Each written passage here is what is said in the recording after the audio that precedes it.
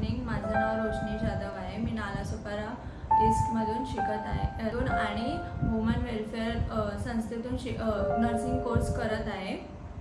मी आत्तापर्यंत BP check करणे, bed check करणे, इंजेक्शन टेक्निक हे सर्व शिकलेली आहे. यापुढे मला हॉस्पिटलमध्ये ट्रेनिंगसाठी पाठवणार आहे. तिथे मला हॉस्पिटलमध्ये जे काही सर्व असतं ते मला शिकायला भेटणार आहे.